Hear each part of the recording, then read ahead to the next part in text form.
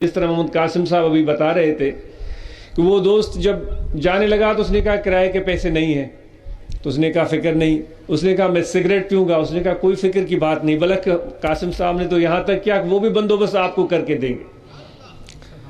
تو یہ ایک اچھی ابتدا تھی اس سفر کی، حیدرآباد تک جانے کی بات کی قاسم صاحب۔ تو ایک آدمی جو کہ علت میں بھی مبتلا ہے، بیمار بھی ہے، گھریلو مسائل یا معاشی مسائل کا بھی شکار ہے، وہ ایسی محفل میں پہنچا، ذکر والوں کے ساتھ بیٹھا تو وہ خود کہتا ہے کہ میری ساری زندگی تبدیل ہو گئی، جو مشکلاتیں تھیں، جو پریشانیاں تھیں، جو مسائل تھے، وہ مجھے چھٹتے ہوئے نظر آئے۔ یہ بات جو ہے یہ دلائل سے نہیں سکھائی جا سکتی، تقاریر سے نہیں سیکھی جا سکتی، یہ محبت اور ادب سے سیکھی جاتی ہے۔ یہ ہم گئے تھے یو کے 99 میں یا 2000 میں، تو پہلا اتفاق تھا وہاں جانے کا۔ تو ایک شخص کو کسی دوست نے دعوت دی، وہ اب بھی تشریف لاتے ہیں۔ آپ کو پتا ہے یعنی بات اس لیے ہو رہی ہے کہ سیکھ ہم کس طرح سیکھ سکتے ہیں، کس طرح ہم اپنے اندر تبدیلی لا سکتے ہیں، کس طرح ہم بہتر ہو سکتے ہیں۔ تو دوست اس نے ایک اپنے برادری کے بڑے بندے کو دعوت دی، چودھری جن کو بولتے ہیں پنجاب میں، خاصا اثر رسوخ تھا اور کسی سیاسی جماعت سے، جو مذہبی سیاسی جماعت، اس سے بھی وابستہ تھا غالباً۔ تو اس نے کہا کہ بھائی بڑے یہاں پر لوگ آتے ہیں اور آتے بھی ہیں، یو کے جائیں، پیروں کی، مولویوں کی، عالموں کی کمی نہیں، ایک سے بڑھ کر ایک، یعنی کہ پاکستان کی جو کریم ہے، پیروں کی، مولویوں کی، عالموں کی، سب وہاں پہنچی ہوئی ہوتی ہے، اور ماشاءاللہ وہ ایسے محفلیں، مسجدیں، ساری چیزیں ہو رہی ہوتی ہیں۔ وہاں تو یہ عالم ہے کہ مسجد میں کھڑے ہو کر گفتگو اور تقریر شروع کی جائے تو مجھے وہ واقعہ یاد آتا ہے، اکثر و بیشتر میں جو آپ کے سامنے رکھتا ہوں، وہ میرے لیے نصیحت ہے کہ بڑھیا کی کھیت میں اونٹ گھس گیا تھا تو اس نے ٹین بجایا تھا، تو کسی نے کہا کہ بڑھیا اس تمہارے ٹین سے بکریاں تو بھاگ سکتی ہیں، بھیڑیں تو بھاگ سکتی ہیں، چڑیا تو اڑ جائے گی، لیکن یہ اونٹ نہیں جانے والا۔ تو بڑھیا نے پوچھا کیوں نہیں جانے والا؟ اس نے اس لیے اونٹ نہیں جانے والا ہے تمہاری کھیت سے، یہ تمہارے سارے خربوزے کھا جائے گا، اس لیے کہ یہ جنگوں میں شریک ہوتا رہا ہے، وہاں توپوں کے اور بندوق کی آوازیں اور دھماکے سن چکا ہے، تو یہ تمہارے ٹین کی ٹھک ٹھک اس کے لیے کچھ بھی نہیں ہے۔ تو صحیح بات ہے، وہاں جب کھڑے ہوتے ہیں، گفتگو کی جاتی ہے تو ہماری جو پیغام یا آواز ہے وہ بڑھیا کی ٹین والی ہوتی ہے۔ کہنے کا مقصد یہ کہ اتنے لوگ وہاں پہنچے ہوئے ہوتے ہیں۔ تو اس نے برملا کہا کہ بھئی مجھے کیوں لے کر جا رہے ہوئے؟ میں نے بہت سارے دیکھے ہوئے، چندہ ہوتا ہے، آخر میں سوال ہوتا ہے۔ تو اس نے کافی ان کا مکالمہ ہوا، تو اس نے کہا، اس درویش نے، فقیر نے اس کو کہا کہ صحیح آپ ایسا کریں کہ آپ کو فکر ہے کہ وہاں چندہ ہوگا، آپ اپنی جیبیں خالی کر کے آئیے گا، ایک پاؤنڈ بھی اپنے جیب میں یا ایک پینی بھی اپنے جیب میں مت رکھیے گا۔ اس نے کہا بڑی عجیب بات ہے۔ وہ آ گیا، جب وہ آ گیا تو وہاں محفل میں بیٹھا، وہ قاری بھی ہے، پڑھاتا بھی ہے، پڑھتا بھی ہے، سمجھدار بھی ہے، آتا بھی ہے، وہ خود بھی آپ کے سامنے شاید یہ بات بیان کرنے پر آمادہ ہو جائے۔ آج اس کا عالم یہ ہے، جب بھی جاتے ہیں تو اس کے آنسو نہیں تھمتے۔ یہ 1 سال کی بات نہیں، 2 سال کی نہیں، 10 سال ہو گئے ہیں۔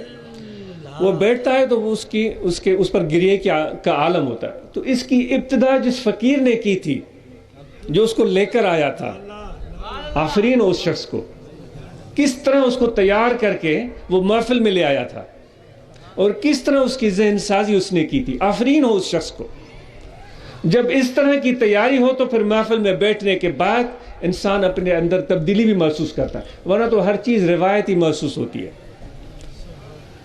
ہم سمجھیں گے کہ یہاں جو ہے وہ وائز یا خطاب یا تقریر یا کوئی خوش الہانی یا دلیل و دلائل کی بات ہوگی، وہ تو بات ہوتی نہیں۔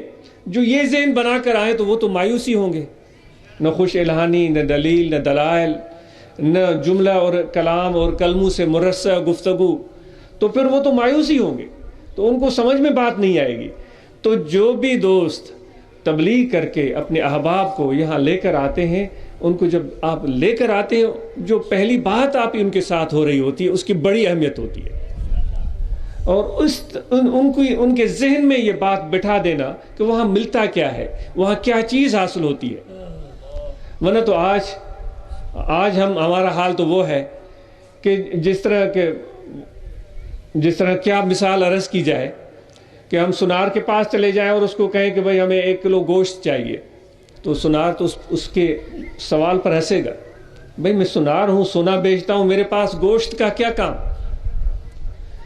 صد کتاب و صد ورق در نار کن، روئے دل را جانب دلدار کن۔ وہ رومی کا قول کہ 100 کتابیں اور 100 دلیلیں، ان کو ایک طرف رکھو، ایک ہی کام کرو، اپنے دل کا رخ جو ہے حقیقی یار کی طرف کر دو۔ تو یہ چیز ہمیں سمجھ میں نہیں آتی، کیونکہ یہ ہمارے روح کی ضرورت ہے، ہمارے قلب کی ضرورت ہے، اور ہم اپنے روح اور قلب سے واقف ہی نہیں ہے۔ روح کیا چیز ہوتی ہے، قلب کیا ہوتا ہے، باطن کیا ہوتا ہے، انسانیت کس چیز کا نام ہے۔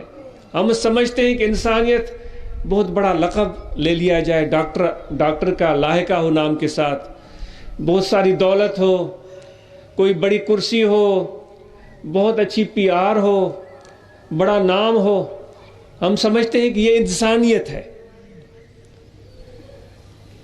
یا یہ سمجھتے ہیں کہ بہترین لباس ہو، اچھے کپڑے ہوں۔ اس لیے تو ہم آج پہچان نہیں پا رہے ہیں لوگوں کو۔ یہ بڑے دکھ کی بات ہے، کوئی بھی ہاتھ میں ڈگڈگی لے کر آ جاتا ہے تو ہم اس کے سامنے ناچنا شروع کر دیتے ہیں۔ کیا یہ ہمارا حال نہیں ہے؟ ہر طرف تماشا ہے، اور تماشا جب مداری لگاتا ہے تو بندر ناچتے ہیں، آج ہم ناچتے ہیں۔ یعنی ہم نے اپنے آپ کو کہاں کھڑا کیا ہوا ہے؟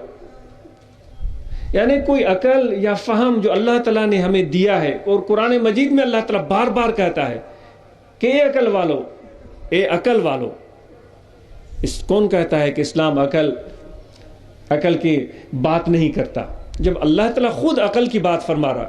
اے عقل والو فاعتبروا یا اولو الابصار، اے عقل والو عبرت پکڑو۔ بھئی کیوں آپ عقل کو استعمال نہیں کرتے؟ کیوں سوچ سے کام نہیں لیتے؟ کیوں بھیڑ اور بکریوں کی طرح کا ایک غول ہم بن کر رہ گئے؟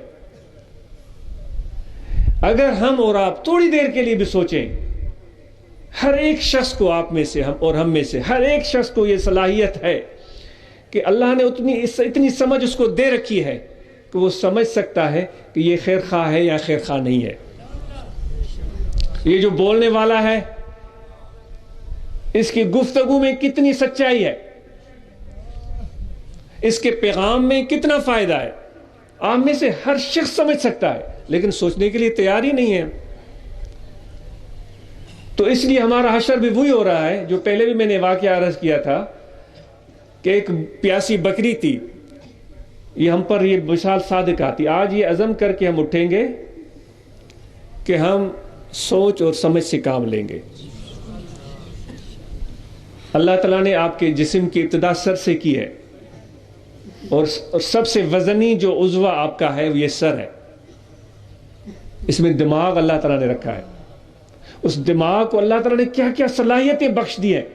سائنسدان بولتے ہیں کہ 400 ایکڑ پر بڑی ایک کمپیوٹر لگا دیے جائیں جو مسلسل کام کریں، تو یہ چھوٹا سا دماغ جتنا کام کرتا ہے تو وہ 400 ایکڑ پر مشتمل کمپیوٹروں کا شہر بھی اتنا کام نہیں کر سکتا۔ اتنی بڑی چیز اللہ نے آپ کو عطا فرما دی ہے۔ تو وہ بکری کی مثال میں عرض کر رہا تھا، اس کو پیاس لگی، کسی کھڈے کے اوپر جا کر کھڑی ہوئی، نیچے پانی تھا، تو بہت زیادہ پیاس کی وجہ سے بکری نے اندر چھلانگ مار دی تاکہ پیاس بجھائے۔ پیاس تو بجھ گئی، اب باہر نہیں نکل پا رہی تھی۔ اتنے میں وہ معاف کیجیے گا، بکری نہیں، لومڑی اندر چلی گئی۔ اب وہ نکل نہیں پا رہی ہے، پریشان ہے، تو سامنے بکری آ گئی، تو لومڑی اس کو بولنے لگی، بے بکری کیا حال ہے؟ اس نے کہا پیاس لگی، آ جاؤ یہاں، اتنا ٹھنڈا پانی، اتنا میٹھا پانی کہ تم نے کبھی چکھا بھی نہیں ہوگا، اور اتنی آسائش اور آرام ہے کہ میں تو یہاں چاہتی ہوں پوری زندگی گزار دوں، اتنی اچھی جگہ ہے۔ بکری اس کی چکنی چپڑی باتوں میں، میٹھی میٹھی باتوں میں آ گئی، اس نے چھلانگ مار دی۔ اس نے کہا جب یہ لومڑی بول رہی ہے تو ایسا ہی ہوگا، یہاں اچھی جگہ ہوگی، میں سکون پاؤں گی، پانی بھی پیوں گی، اور اچھی جگہ ہے۔ جیسے ہی بکری اندر پہنچی، لومڑی نے بکری کے پشت پر اپنے پاؤں رکھے، چھلانگ ماری، باہر نکل کر بھاگ گئی، اور بکری بیچاری وہاں میں کرتی رہ گئی۔ آج چکنی چپڑی اور میٹھی میٹھی باتیں سن کر اس طرح ہمارا حال ہے کہ ہوشیار اور چالاک لوگ آپ اور ہم کو استعمال کرتے ہیں، جس طرح اس لومڑی نے اس بکری کو استعمال کیا تھا۔ لیکن بکری سے سوال نہیں ہوگا کیونکہ وہ بیچاری بکری تھی، لیکن انسانوں آپ سے سوال ہوگا، کیا تمہیں میں نے عقل نہیں دیا تھا؟ کیا تمہیں میں نے سوچنے کی صلاحیت نہیں دی تھی؟ اے بسا ابلیس آدم روئے ہست، پس بہر دستے نبایت داد دست۔ اے انسان، بے شمار لوگ انسانوں شکل میں شیطان پھرتے ہیں، ہر ایک کے ہاتھ میں ہاتھ دینے کی ضرورت نہیں ہے۔ ہمارے حضرت کے سامنے فقراء یہ مثال دیتے تھے، بھائی سندھی میں بولتے تھے، بھائی آپ کوئی مٹی کا برتن لیتے ہیں تو اس کو ٹھوک بجا کر لیتے ہیں، چاہتا سے مٹ وٹھند آئے ہو، دلو وٹھند آئے ہو، تو انہیں کہ وجہ وٹھند آئے ہو، ٹھوک بجا کر لیتے ہیں، کوئی اس میں کریک نہ ہو، کوئی خرابی نہ ہو۔ وہ چند آنے کا ہوتا تھا، اب چند روپیوں کا ہوگا۔ فرماتے جب ایک مٹی کا برتن آپ ٹھوک بجا کر لیتے ہیں تو جو رہبر اور رہنما پکڑنا چاہیے تو وہ دیکھ اور سمجھ کر کے پکڑنا چاہیے۔ جتنا ہم ایک مٹی کے برتن پر توجہ دیتے ہیں لیتے وقت، رہنما اور رہبر کے انتخاب میں ہم اتنا بھی تکلف نہیں کرتے۔ یہ جو تھوڑا سا فائدہ، تھوڑی سی شہرت، تھوڑا سا پیسہ، تھوڑا سا چسکا یہ ملتا ہے، اور ہم جو انسانیت ہے، جو احساس ہے، جو اللہ کی محبت ہے، جو فکر ہے اوروں کا، یہ چیز ہم بالکل ہی بھول جاتے ہیں، پھر ہم وحشی جانور بن جاتے ہیں۔ تو ذکر کی تلقین کر دی جاتی ہے، آپ سب ضرور سیکھ لیں، یہاں انسان کا دل ہے، اس دل میں توجہ رکھیں، کھڑے بیٹھے لیٹے سوئے جاگے ہر وقت کہ دل پکارا ہے اللہ اللہ اللہ اللہ اللہ اللہ اللہ اللہ اللہ۔ یہ خفی ذکر ہے، یہ قلبی ذکر ہے، بیٹھے بھی کریں، لیٹے بھی کریں، سوئے بھی کریں۔ دیر ہو گئی ہے، وقت کی قلت کی پیش نظر آپ کو پہلے بھی علم ہوگا تو یہ سبق پکا یاد کریں اور خوب محنت کریں، اور خصوصاً اس ماہ سیام میں صبح بھی ذکر کریں، شام بھی ذکر کریں، رات بھی تو دن بھی، بھول جائیں تو پھر دوبارہ ذکر کریں۔ اس قدر ذکر دل میں رچ بس جائے کہ جس طرح ہم گھڑی کو دیکھتے ہیں ہمیں ٹائم کا پتہ چلتا ہے، دل کو دیکھیں تو اللہ تعالیٰ یاد آتا ہے۔ اس طرح یہ دل ہمارا اللہ کی محبت میں فنا ہو جائے۔